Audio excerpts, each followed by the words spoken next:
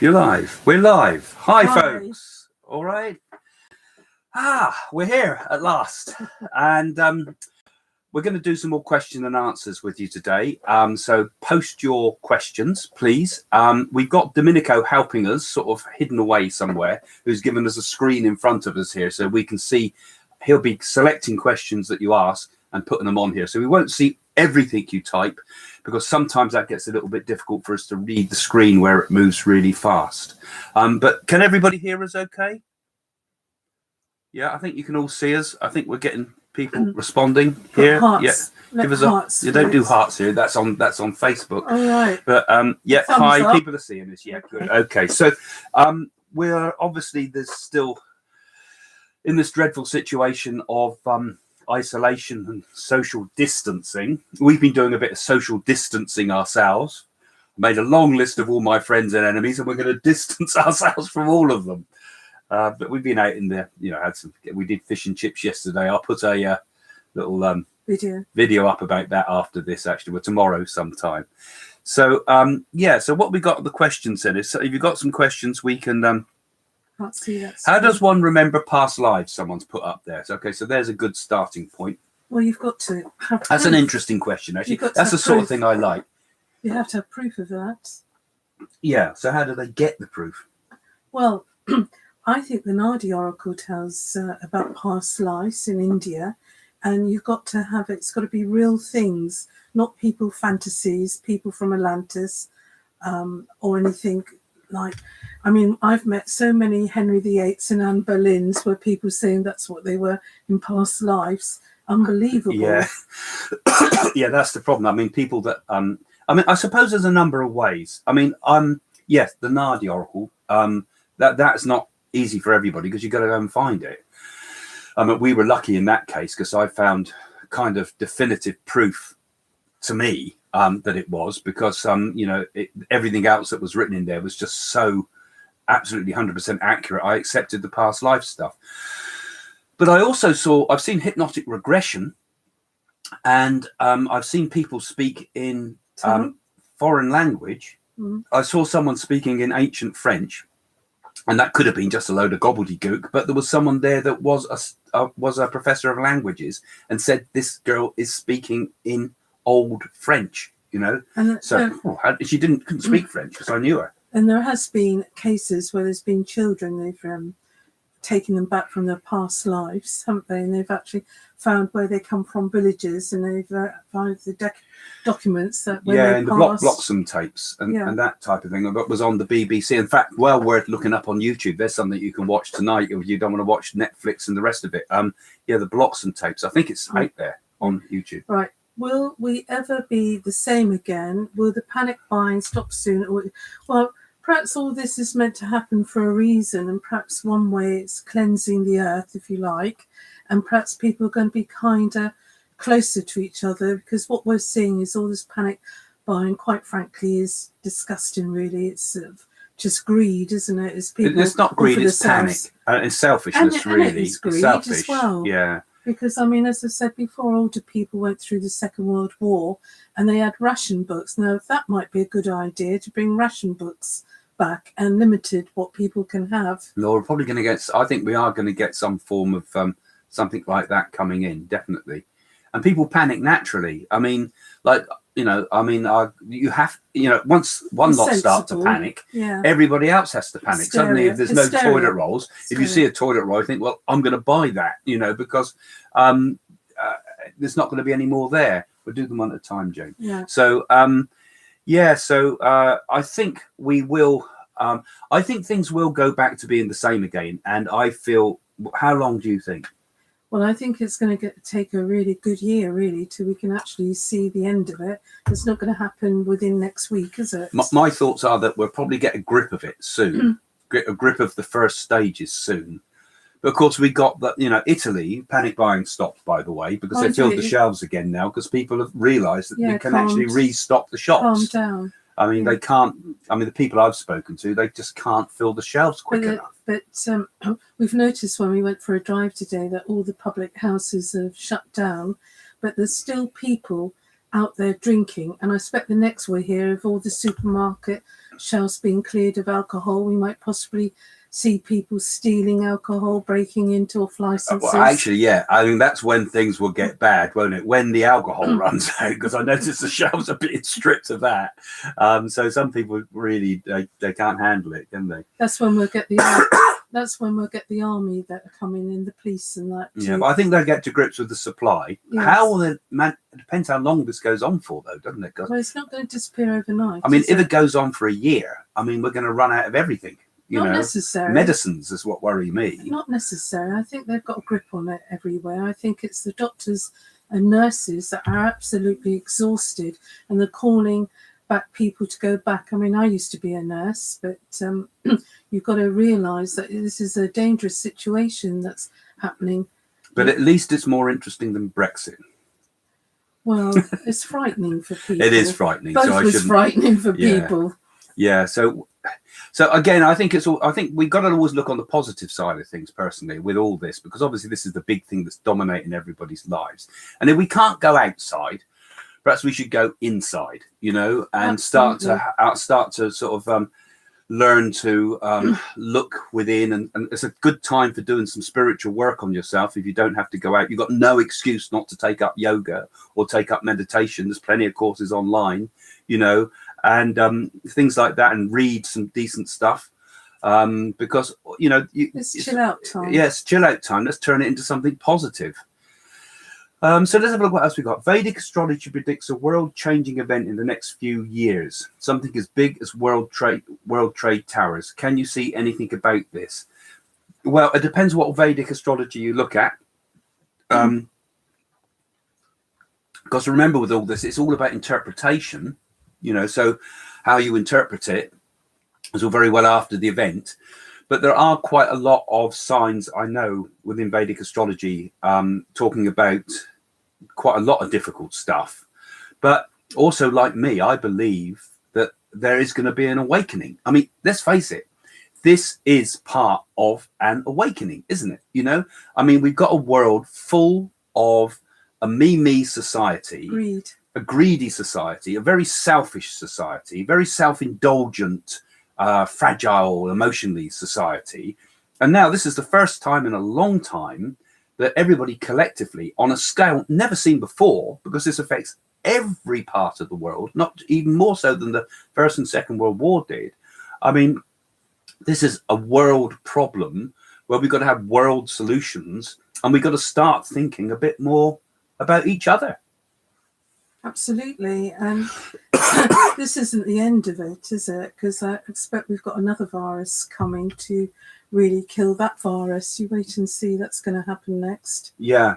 I see we've got some people there that read my book in India about messages from the universe. And I expect some of you guys from India, and that's late there now because you're talking about 11 o'clock at night. Thank you for joining us. But there's a lot in the... it's called the Puranas, not piranhas, but Puranas, which are Indian texts that actually outline some pretty awful things for the ending of Kali Yuga. But some of it's crazy, things like when stones talk and things like that. So, I mean, they're online. You can get them on PDF files online. But when you start bringing, like I said this before, if you start bringing in all these different prediction systems and what Baba Vega said, what Nostradamus said, what the Bible says, what the Hindu texts say, what the Mayan texts say, you drive yourself crazy, because all of them kind of have a bit of an apocalyptic sort of thing. Armageddon out of here, but I don't feel the world's I don't sense it. You've got to go as a psychic. We've got to go with what we feel. I don't feel it's going to end. I think this is lessons, and karmically we're going to learn and grow from this. And I just feel there will be a solution to it. And I feel it's going to be a good year before everything is calmed down and there's the answer to it. It will finish. Yeah. But I mean, the important thing is not if it ends or whatever's going wrong, will we get wiped out? Because we're not. We're going to get through this. I mean, we'll be back to a reality again. But let's learn from this. Let's develop. Let's become more humanitarian. And I just also want to say thanks to Subha Karanth, who is there in India, was asking those questions about Vedic astrology. So I say thank you to you for that, because it's nice that we got so many supporters in India now. Someone was asking about our guru Sharavana Baba. All I can say about that, he prays, he works hard very much. He even cries when he's gone into a trance state. But I don't feel he's crying because of what's happening at the moment. He's crying for humanity. Yeah. I think so. Well, I didn't see that one come in. So we've got quite a lot of range of questions here. I mean, I don't want to constantly go on about the virus. I know it's frightening. It's frightening, and sometimes we have to take our mind off that too, and maybe look to higher spiritual matters. I mean, it says we had another interesting question: any advice for mediums and empaths during the crisis? Well, the spirit world's not going to tell you the answers, is it, Craig? It can't possibly give you the answers. What do you mean? Well, people, I noticed earlier today, there was a medium saying that people are asking this to me, what's the spirit world got to say about this? What's your guru got to say about this and everything?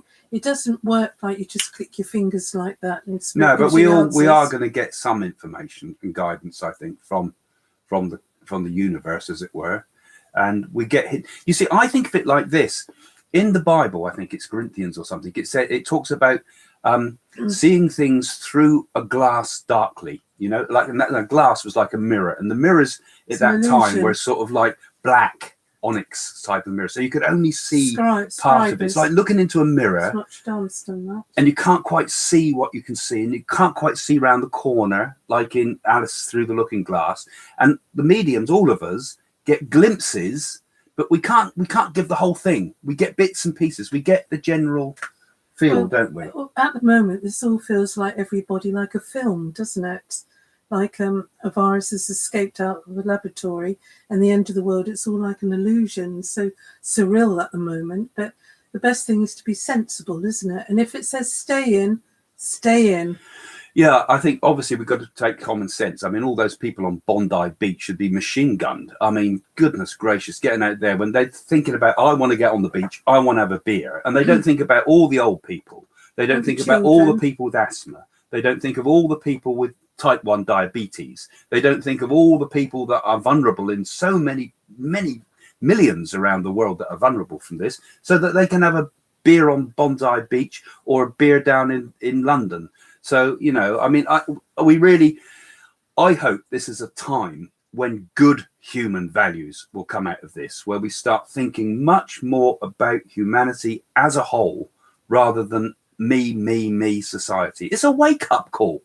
In some ways, it's a blessing in disguise. It's a silver lining because, the way we're going at the moment is just so selfish. Something's got to break, and maybe this is just a wake-up call. Well, somebody's put there, what do you think of peanut butter smoothies and banana? Simple answer, I don't think about it. I really don't think about it. Peanut butter, where's that? Where's that? It says here, Michael Fitzgerald, what do you think about peanut butter and banana smoothies? I don't know. It sounds like a nice idea. I don't think it does. About I think it sounds like a nice idea with plenty of fibre in that. I think if I was to have peanut butter and bananas, rolls. I would think toilet rolls. Yeah. So I think I would wait till after the crisis for that one. Is my message for you. Yeah. Unless you've got an attic full of toilet rolls, they would be round to see you. Is the dream world the same as the spirit world? Well, the spirit world can communicate in dreams, can give you signs and everything, can't they, Craig? Well, how did he work? Where's that? Can you not see it? You're jumping down. Is the dream world the same as the spirit? The same as the spirit world. The same as. Yes. What does he mean by that then? Is he talking about? In your consciousness, when you have dreams, are there signs, or is it an illusion, or is it actually reality? Well, the dream itself is a form of consciousness, isn't it? It's formed by the mind, by the subconscious or unconscious mind, and it's nothing different to our normal thoughts. It's just another form of thinking, isn't it? But I've always argued that the spirit world is very similar to the idea of a lucid dream, that it has a fluidity to it, that it's as real or realer than this world, but we kind of choose the environment we're going to be in, So if I meet my grandmother when I go to the spirit world, I might meet her in the house that I knew her in when I was a child. You know, we have a collective reality. How do you see the afterlife? Well, I see it. Say if you wanted to live in a cottage here on the earth, on the material plane, and you couldn't afford one, when you actually transcend over to the spirit world, then actually you're in that beautiful place that you wanted to live in. But there's no washing machines or things like that. It's in a different state of No washing machines? No ironing, Craig. I can't God. wait. Yeah. But how am I going to get my... I suppose you just imagine you don't need it's done. Like, well, that happens now. You would have an invisible cloak like the invisible emperor. Well, all I do is I put the washing into the washing basket, and then it appears in drawers. So why do they need washing machines? Ridiculous, isn't it? And yeah, but anyway, more seriously, the next life, I think, is a bit more like a dream world. So in a way, your question is very good there, actually, because the next life is, well, this world is a dream, but it's kind of a bit more solid, you know. And I think things in the spirit world are slightly different.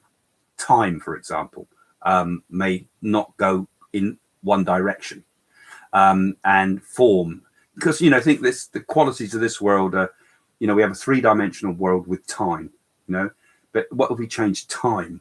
Then the whole 3-dimensional world changes as well. So I think also, I think we're trying to describe something there that's indescribable in many ways, you know, because it's like trying to describe color to a blind man who's been blind from birth. How do you do it, you know? And it's different for many people too. I did see in one meditation there's another virus coming, but it felt like it was coming from a space vibration. What was that? Another virus coming from space, but I don't feel it's bad. You think that a virus will be coming? Yes. I'm not talking about aliens. No, you're saying that it's something coming. I see it coming not far off now, but it's going to save the world. Going to be good. Yes. But I've not seen anything like that. So yes, but you're not me, are you? Yeah, no, that's what I say. Each person sees things still. So you've been getting that feeling then? Yes, very much so. It's not the end of the world. Things are going to get worse before they get better. They have to be. Yeah. And people, this is going to be a wake-up call, really, to the planet. But have you noticed that nature is fighting back? Mother is fighting back. Yeah, kind of. Or you know, like today we saw a beautiful deer, didn't we? And you can hear the birds singing. Usually when the birds stop singing, that's when you've got to worry. Yeah. Well, they all fell out the sky, didn't they? One of my predictions I made, they all fell out the sky down in New Zealand recently. Someone also asked here, this is quite nice, from Curly in 868, says, do you know Mother Shipton? Not personally. Who was not personally, Ursula Southhill. Yeah, she was another. I think she was Scottish, wasn't she, Mother Shipton? Mother Shipton, yeah. Well, she could see. I think she was a Highland seer. She could see the future. And I did briefly look into some of her stuff years ago, but no, interesting person. Actually, someone I'll have to revisit because she had some really interesting ideas. And she was one. I think she was one of the Highland seers from Scotland. So yeah, there's a lot of really interesting stuff out there. I mean, we were going to go this year in a month's time to Delphi in Greece, but of course that's going to be cancelled now. And I'd love to see that too, because those that don't know of Delphi was like the old oracle from the ancient Greeks. And the seers used to breathe in the fumes that were coming out the ground, the fumes from some volcanic possibly, and go into a trance. And no major political decisions were ever made without first seeing the seers at Delphi. And they say that they had a Shiva Lingam there, that there were 7 Shiva Lingams that left India and went to different places in the world. And one of those was found at Delphi and is now in one of the museums there. So it had, maybe in the past, there were these 7 centers with the Septa Rishis, they called them in India, that had the future of the world embedded there somehow. India, Greece, could be other countries, but I don't. Egypt was another one they thought. Yeah, so you know, yeah, possibly 7 wonders or seven incredible things. Deborah, Jane, I can't remember my dreams and I haven't in years. How can I write them down if I feel like I don't have them? Well, Are you in a lucid state at times? I feel that with dreams, sometimes you sense things, sometimes they happen, but sometimes I think we block them out sometimes. It depends again on state of consciousness when we're sleeping at night, isn't it? Yeah, well, I wrote a bestseller on dreams, and unfortunately, I ended up having to write 7 books because they said, "Can we have another one, Craig? Can we have another one?" And one of the books I wrote was Remembering Your Dreams, and I think the best thing to do is when you wake up and you haven't remembered a dream and you want to write it in your dream journal. If you can't remember the dream, write down how you're feeling. You know, what is the feeling you had when you first wake up? So wake up and write down how you're feeling, you know, anxious or happy or whatever. And then that might then just trigger something else. And then write down your first thoughts that are coming to your mind. Oh, I'm thinking about my nan. Oh, and then next thought, hang on, I dreamed about being in my nan's house. Actually, I did have a dream about being in my nan's house. Well, we'll say that for another time, shall we? It's working. But, you know, so you often, to get to the heart of a dream, actually the simplest way is to ask what it's telling you about your feelings and go into it rather than with the rational mind, go into it with your emotions, and then the rest of it will start to unfold all in bits and you'll get flashes of it, and suddenly then you can start the symbolic interpretation. Next question. Tell me what one you have to. I was asking you. Where is that? Down there. What is your view of time? Timelines, parallel timelines, etc. Do you think we will see something visiting? Okay. I've still got a bit of a bad cough. Well, there are superior beings, isn't there? On a higher vibration. There is. The question kind of is about. I mean, I suppose if time becomes something different, then who knows what possible communications are possible. My view of time. Time is a very hard thing to understand, isn't it? Because we live in it. Could we imagine being in time where everything happens all at once? Everything happened. Past, present, future, all happens all at once. So time exists by going in a straight line.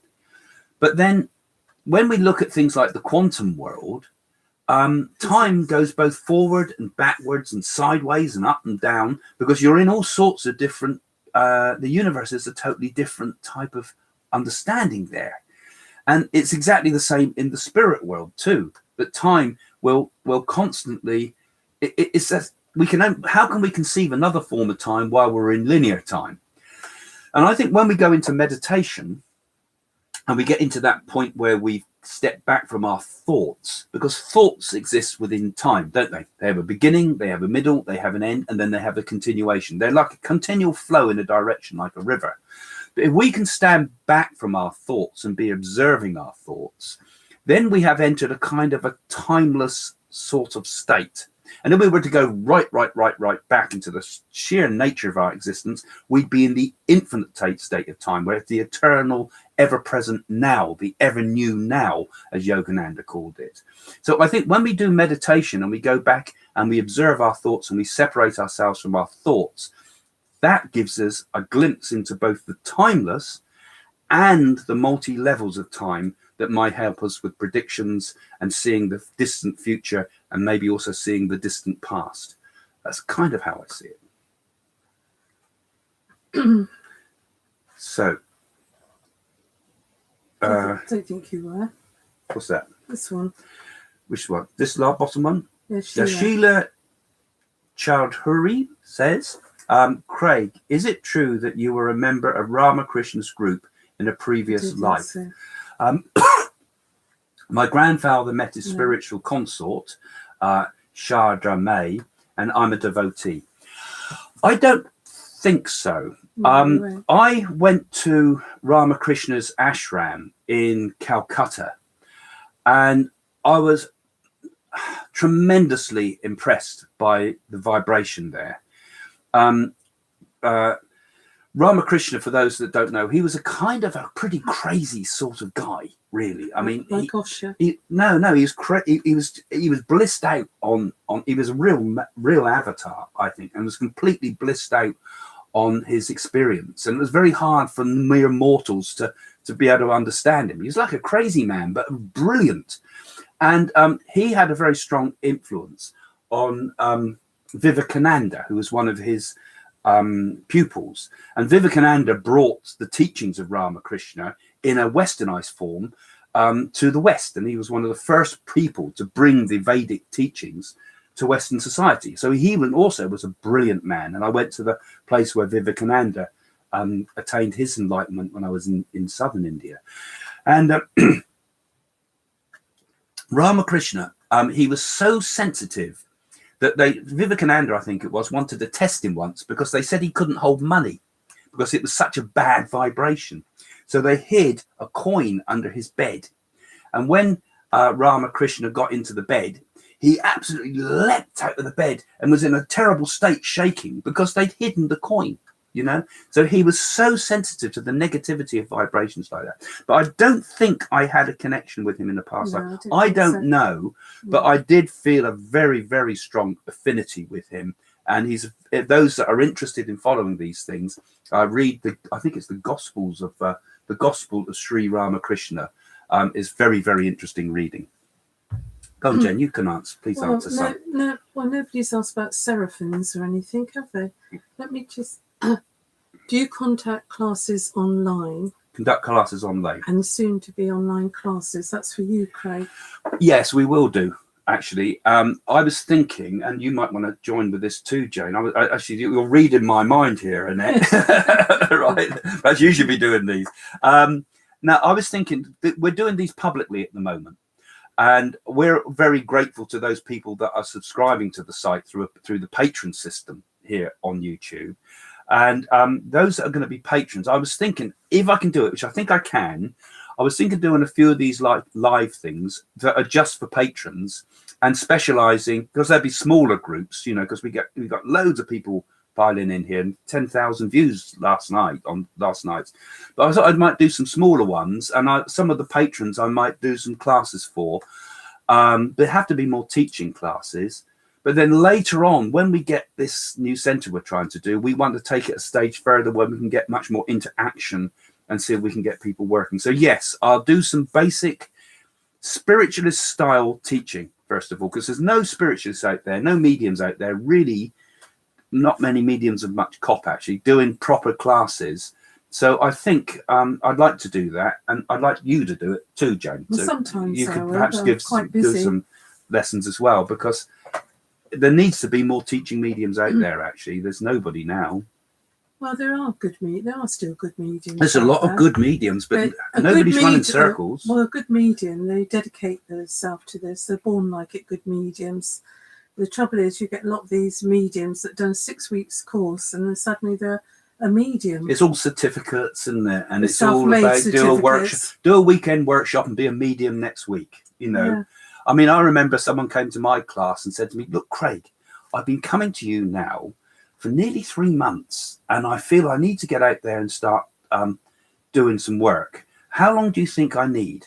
And I said, well, 7 years in circle, perhaps 3 if you're really quick, and then 15 years on the platform. And then you might start to feel, you might by that time get to know if you've got a medium gift or not. Look shocked out there. Shocked, yeah. What? I want to get out there now. And what did he do? He went out and started doing tarot reading. Well, that's not a medium. That's someone reading cards, you know. And there's a big difference. Mediumship it needs to be a gift that's there, and it needs to be a gift that is then trained and developed over years of practice. Personal responsibility. Yeah. Personal responsibility. I mean, your mediumship, Jane, how did yours develop? I'd be interested in like that. Well, I was born like it. I had a grandmother like it. I didn't quite understand it when you're a child. I used to see auras around people's etheric bodies, colours. I thought everybody could. And then one day I actually saw my grandmother's sister that got killed in the war. She was a matron, standing at the top of her stairs. And I happened to say to my grandmother, "Who's that lady?" And she said to me, "You mustn't tell people what you see, people from the other side. They think you've got religious hallucinations." Well, that's enough to frighten you at age 13. And she just sat down and talked to me. And then she passed when I was 13, my grandmother. In those days, you weren't allowed to go to funerals, children. And I tried to reject it for a long, long time. It wasn't something I wanted because I knew I was different, but that stage, I didn't know how different I was. I just took it for granted. And then I trained as a nurse, and I travelled all over the world, and I ended up giving readings on ships, cruise liners. I was a passenger. I wasn't working on there, and and it just happened. That's all I can say. I'd be in the right place at the right time where somebody needed help, and you're finding that you're hearing clairaudently, clairsentience in the solar plexus here, and you're actually seeing the spirit world. But I think we're very privileged to do that. I think it was interesting what you said there. You didn't really want to be a No, I medium. didn't. And that was the same with me. I didn't want to be a medium. I mean, I was working in an advertising. I had my own advertising agency, and I was beginning to do reasonably well. You know, I mean, early 20s as an MD of an advertising agency, and I had Zurich Life as a client, I had British Airways as a client, Midland Bank, which is now part of HSBC, some big clients, and doing some major work. And when I started to take a day off, and a single parent at that time, before I met Jane, this was, and there I am thinking, I'm going to take a night off to go up to London to study mediumship. I thought, well, I'm going to go along because I'm interested just to find out, because I'm so curious about this. And next thing I know, I'm getting sucked into it, and I'm feeling it becoming more and more important. And when I met Jane, I threw all that in. I wanted to do it full time. But I had a strong resistance about becoming a medium at the start. And I think it's probably better that way. It's a bit like people you give power to in the world. It's better to give power to people that don't want it because they do a better job, you know. And I think the same thing spiritually. Well, I think your destiny really is all decided before you come here. It's like I believe that when children, I believe that children before conception choose their earth mothers and the fathers. I truly believe that. And I believe when people die, then a child's born, and perhaps there's incarnation from many incarnations, and perhaps their destinies to have compassion and to help others. Another question just come in here from Liam Robinson. Jane, what does it mean to see 222 repeatedly? Perhaps you need to go to Specsavers. I'm only joking. Well, all numbers mean things in numerology. It's like the Chinese will not do anything on a number 4 because it symbolizes death. Spiritual masters like 1.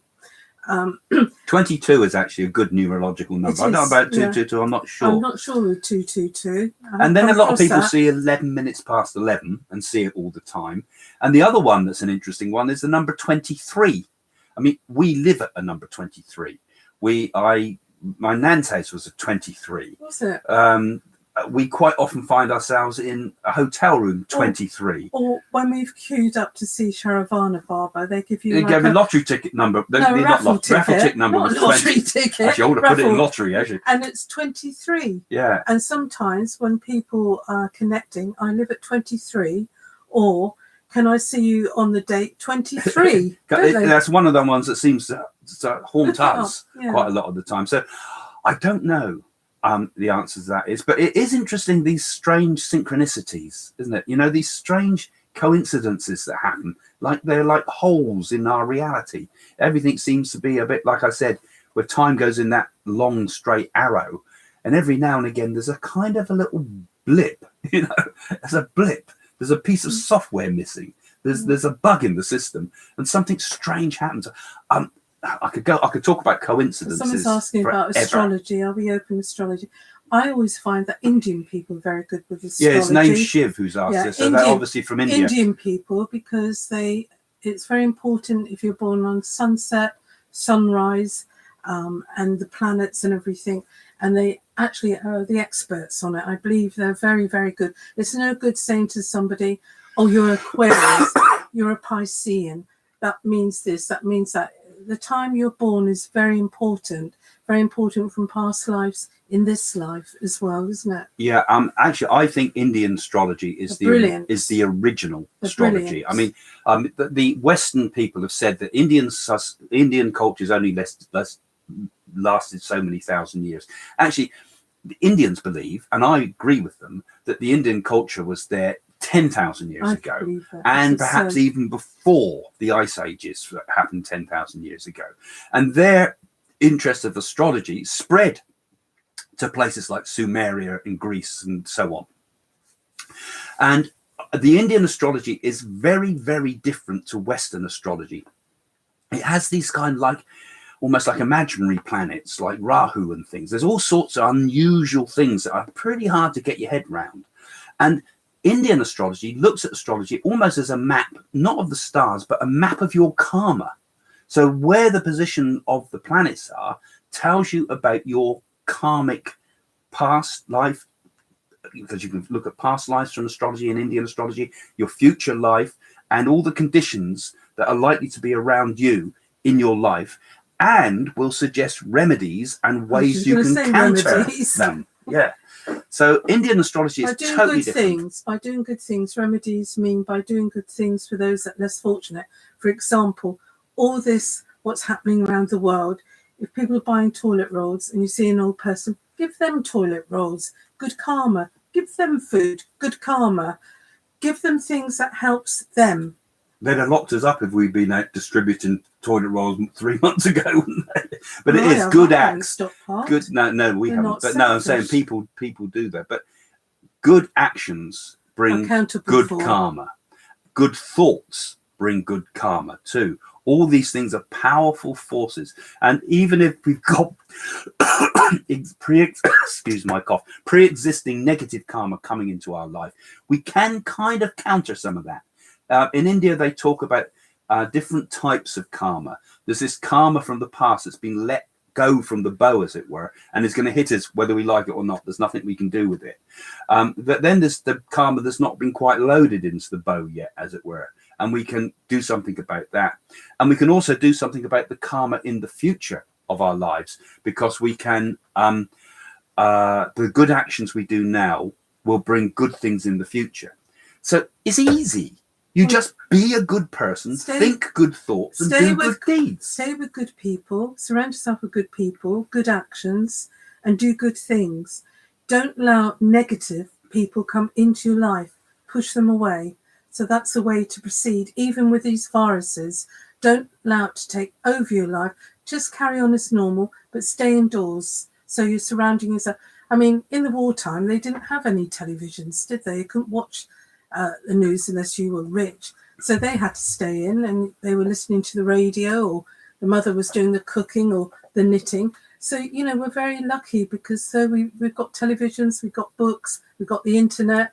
So it's not so bad, is it? And we can go out in the garden and do things. Yes, actually, it's no big deal staying in, is it? And the rest of it. And I think if we all do kind of our bit, and I think good thoughts, Absolutely. think good thoughts and meditate and think good thoughts. Because if you can put your mind into the state of quietude, your thoughts become very, very powerful things. Your thoughts in the normal racket of the world have no energy to them. But in meditation, to send a good thought to someone, to use a mantra, or if you're a Christian or whatever, prayer, those type of things send out really positive stuff that makes a good thing. Be happy. Are you happy, Craig? I'm happy. I'm happy, Craig. Are you happy? Be happy. You all be happy. Because that's the way forward. Happy, and that's the way we should be thinking about this. Instead of getting all glum about it. Okay, the world is in crisis. Great. It might change the world a bit, and we might start doing things for the good in the world, and start rethinking the reason we're here on Earth. Because we're all going to die one day. Not today. No. Every day is precious. Every day is precious. You look around the beauty at nature. You look at the trees, the birds singing. This is quite beautiful to take in nature. I mean, and also with our lives, you know, we're going to go sometime. And like it said in Hieronychus on the bridge, wasn't it? You know, does it matter whether we die soon or late? It would be better to die doing a good deed, as it were, you know, die for your gods, he talked about. But we just need to re-look at the way we're dealing with this world. And you know, the good thing, when you go to the spirit world, you go back younger looking. Yeah. Well, you can be what you like. I saw, check out that cough, everybody says. My cough is perfectly all right, don't worry. He's always coughed ever since I've known him. Yeah. But I talk a lot. That was because years of smoking, you see. I've never smoked, so I don't have a cough. You must be gasping for a cigarette. No. Okay. I sort of saw one about the Akashic records. Do you have access to the Akashic records? Well, it No. depends what we mean by the Akashic records. I thought the Nadi seemed to me like the Akashic record. Actually, Yes. when you think about it, it was like having the book of life read by the angel. Sort of Explain thing. to people what the Nadi Oracle is. 'Cause they Well, won't the Akashic understand. record. Let's explain the Akashic record actually, because the Akashic record is the idea that I suppose the way to describe it is like the universe has a memory. It's like the universal mind has a memory both of the past and the future. And that if you can access this, you get these glimpses into the way things are going to be. So I suppose we all have access to the Akashic record. There's an awful lot of people out there who jump on this idea and say, I'm a psychic who can access the Akashic record readings and things like this. I think, well, okay, great, give it another label, let's make it sound good. Let's spice it up a bit so people would buy readings from like us. an ego. It's an ego thing. So a lot of misconceptions with the Akashic record. But I mean, there are some interesting ideas. Sri Arborino, I always pronounce his name wrong, talks about that. Very interesting India teacher. He spoke a little bit about it too, yes, Jane. And so did Rudolf Steiner. There's a lot of interesting stuff out there on the Akashic record.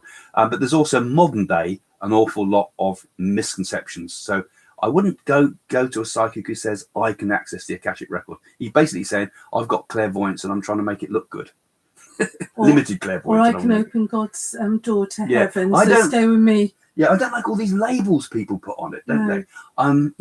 Everything's labels. Yeah, I mean, I got distracted by people like that when I was first learning. People that said, I'm a such and such a reader. And you think, oh, are you? You got that gift. And of course, you don't know the difference when you're starting out. And then you start to see that a lot of it's bullshit. Charming. Yeah. People, lots of praise coming in here. Thank you very much for all the praise. I've always accept praise. What's the praise for you? Yeah, I said that. Blessings, Craig and Jane. I love you both. Follow you both faithfully. Stay well. Claire Bailey. Thank you, Claire. Very nice of you. Very nice. I'm very observant. Siram. Duchess de la Rue. Do you think it's possible the internet will go down in the near future? I thought you was going to say Danny LaRue because I knew him personally. It can't be him. I know he's in the spirit realm now. Yeah, actually, you were good friends with Danny LaRue, weren't you? Yeah. And we did, I will answer that question for you. But we did a demonstration years ago for AIDS, didn't we? With Danny LaRue. When it was nobody would go near anybody that was gay because they were worried that they'd have AIDS. And we went to a gay club, another virus, didn't we? And did a demonstration. That wasn't easy for me. When it came to using the toilet. And I had to stand outside the men's toilet. Guard it. To protect him. Would you believe that? Would you believe that?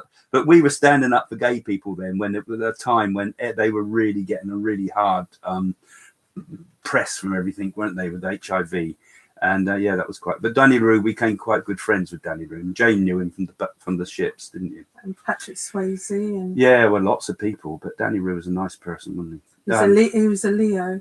He was a Leo. He gave you a Rolex, didn't he? He did. Yeah. And Barbara Windsor was very friends with him too, because I knew a florist that delivered all these. She used to like roses, all these different coloured roses.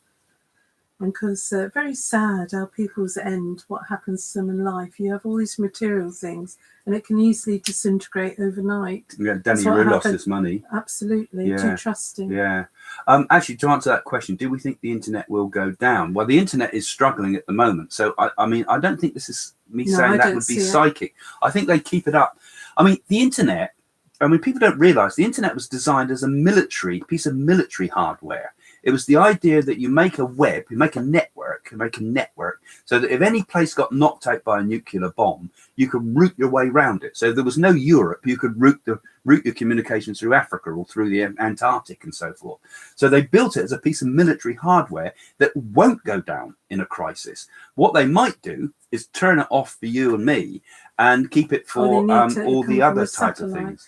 I tell you what I did see today in a television interview in Spain. They've got these robot machines that actually got like blue rays coming out and they're sterilising it things and going all up and down the ward and everything. And I thought that's incredible. They sort of got like violet rays that can show up any germs or anything Well, don't bring it in here. I haven't dusted in here for years. Right. So that, thank you for Duchess Delarue. So Rucha R. Why do we forget our memory of past lives when we are born in this life? In different times. And then when we die, we are able to see our past, present, and future. How do you know? Well, how do you know? I suppose you. Well, there's lots of reports. Well, there is a saying that when people die, you see all what's happened in your life, and that's. Well, they do, and a lot of near-death Yes. experiences have said that. And when Cohen or whatever his name was resuscitated from death by Sai Baba, he talked about recalling all his past lives. And Carl Jung in Memories, Dreams, Reflections talks about recalling his past lives. When he there's a scientist talking. So yeah, we do. It definitely happens, but we're blank to it now, aren't we? We go over the river of Lethe, isn't it, in the Greek myths, in which the river of forgetting. As we're born again, we lose our memory, and then, it would be very hard in this life to remember if we still had all the memories of people that are not with us now. Imagine all the people from.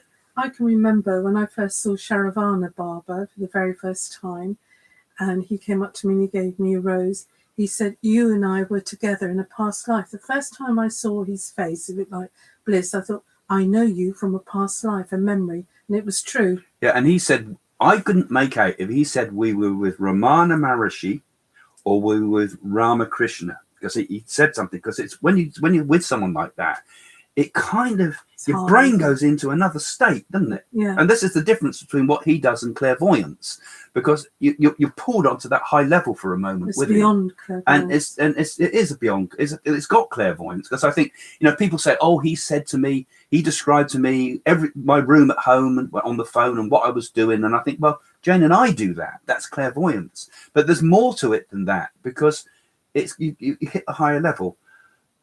So where am I going? I've lost myself. Oh, look at the screen there. I've lost myself. Forgot what I was talking about. Oh, memories of past life. That's my memory gone.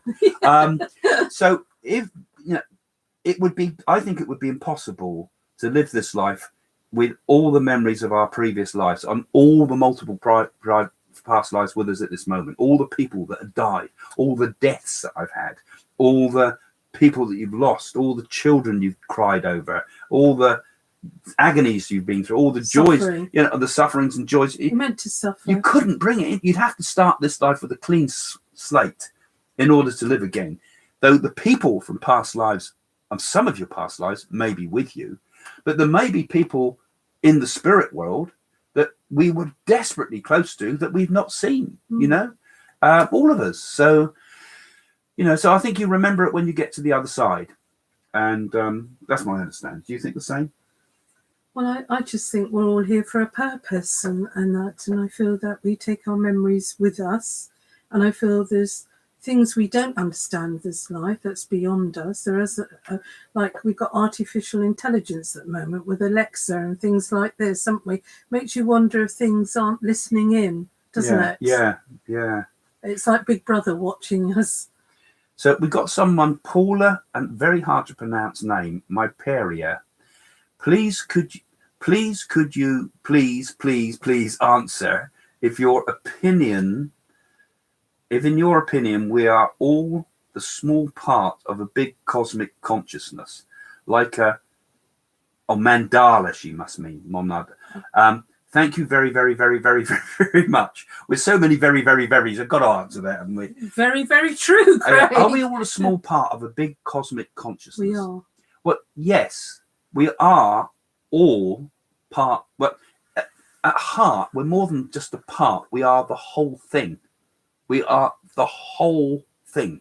Every one of us is the whole thing. Once you go into that state, it is beyond form.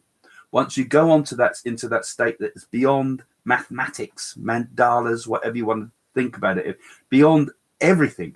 Once you go, they talk about that the ultimate state is being consciousness and bliss, Sat Chit Ananda. But you go even beyond that, beyond bliss, beyond consciousness, beyond being. Then we are all of it. and it's impossible because we're all none of it as well. It's nothing and everything all at the same time. And yet we are also connected, all of us, like some network of thoughts and energy. And if we put aside the body and the mind and everything, our souls are all connected in multitudes of ways, like a mandala. Like so atoms I think and you're right everything. in some Atoms. respects there, what you say when you compare it to a mandala. But that's kind of how I see it anyway. Do spirits come to you, or do you request them to come to you? Also, do you use telepathic? Well, we do. We are telepathic. Also, do you use telepathy between the two of you? That's Ken and Michelle Shelton. Thank you, Ken and Michelle. Well, we don't request spirits to come to us. I mean, like if somebody wants an appointment of mediumship, what I do, I lay all my emails out and I see a blue communication light go there, and I know they've made the appointments, not me made the appointments, if you get what I mean. Yeah. There's also this idea is you don't summon the spirit. No. You know, you can't say, right, I want your mum to come through. Here we are, I've got her. You know, it doesn't work like that. You kind of, when you do mediumship, you kind of open yourself up. And it's a bit like I said, through a glass darkly, you get the impressions, you get the feelings, and Sense. You hopefully can give a good communication and some evidence. But you can't guarantee who's going to come through. I mean, the most obvious one of this was when we did the Diana seances, because they wanted us to communicate with Princess Diana, which was, you know, a hell of a task to do. And they gave us both a table full of people in a circular table, so they called it a seance. And we both independently gave readings to those people around the table in the hope that we can give some proof of Diana, you know.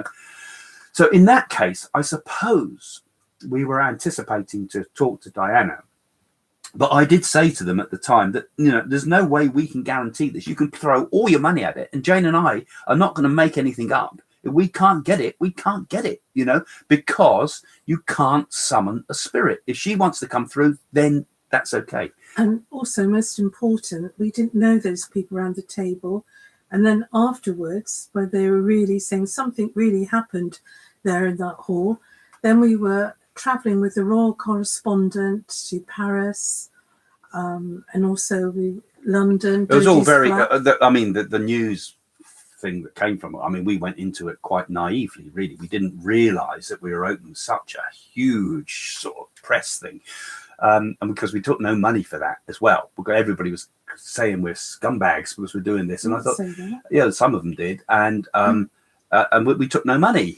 We gave it all to the Prince's Trust.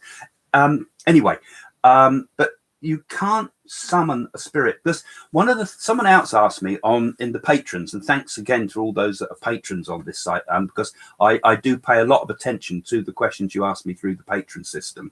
And if you're interested in becoming a patron, you can click the little things up on the top there later on, which will give you the links to it. But they said, oh, Craig and Jane, can you do a load of celebrity channeling? Right?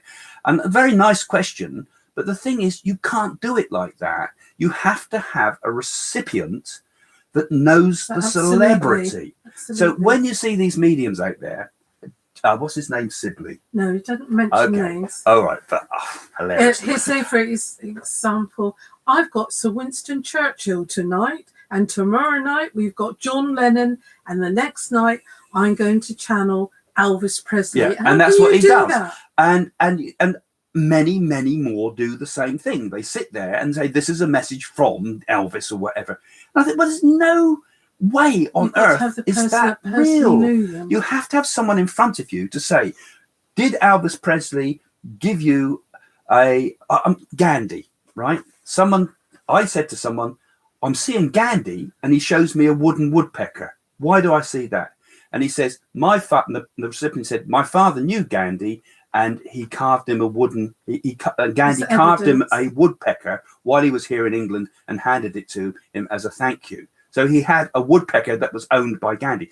Proof, evidence, Gandhi had come through. And if I was to say, I'm channeling Gandhi, I'd just be my imagination. It happened spontaneously in a spiritualist church in a small place. And I thought, yeah, if that was on TV, people would have thought that was amazing. But it was just in a little spiritualist church. Sometimes we get famous people come for readings, and I don't watch soaps or anything like that, and I really do not recognise them.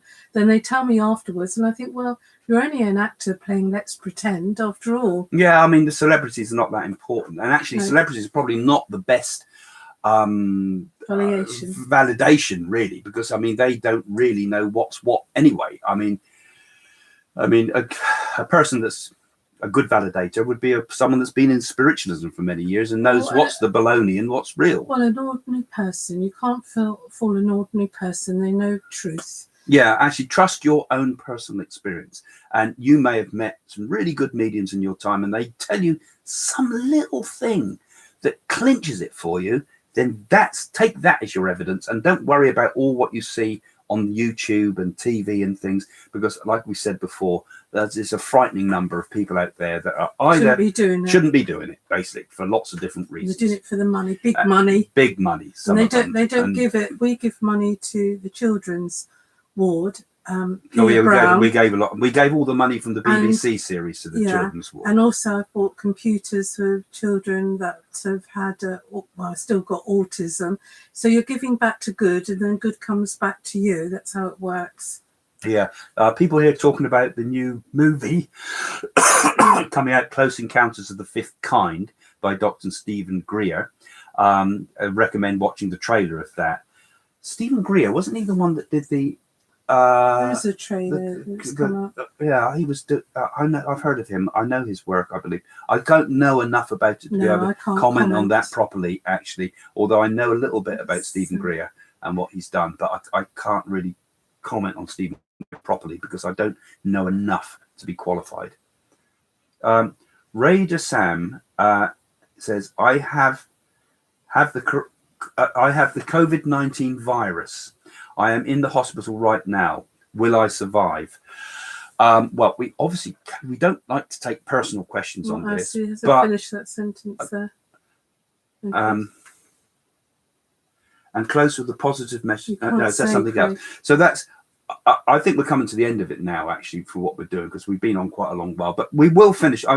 We can't just pick up just like that for Raider Sam. Sorry, but we do wish you well with it. That doesn't mean we don't say you're not going to get better or what. I'm sure you will. You're a strong person. Positive thoughts. Everybody now that's watching this, just give one little moment's thought to Raider Sam. Okay, he's asked us through here. That's some reason that the person said, send a positive thought to him.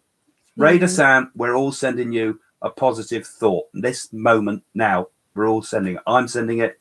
James thinking it. And also, let's extend it. Let's extend it to all those that are suffering at the moment.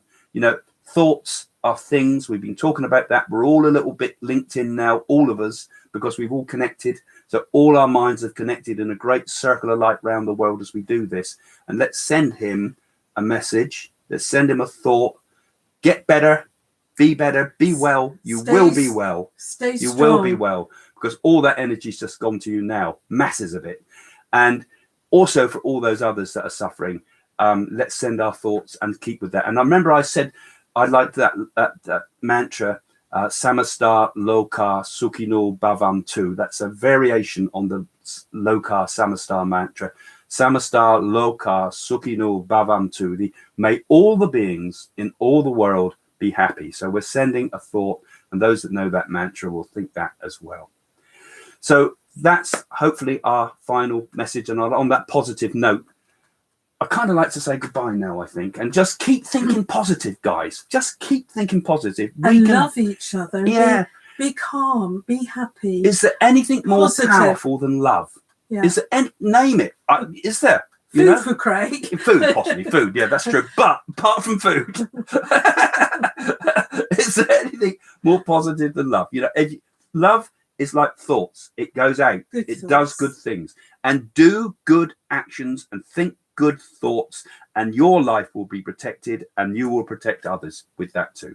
So with that, and bye. Take care. God Namaste. Bless. Bye for now. Can't touch.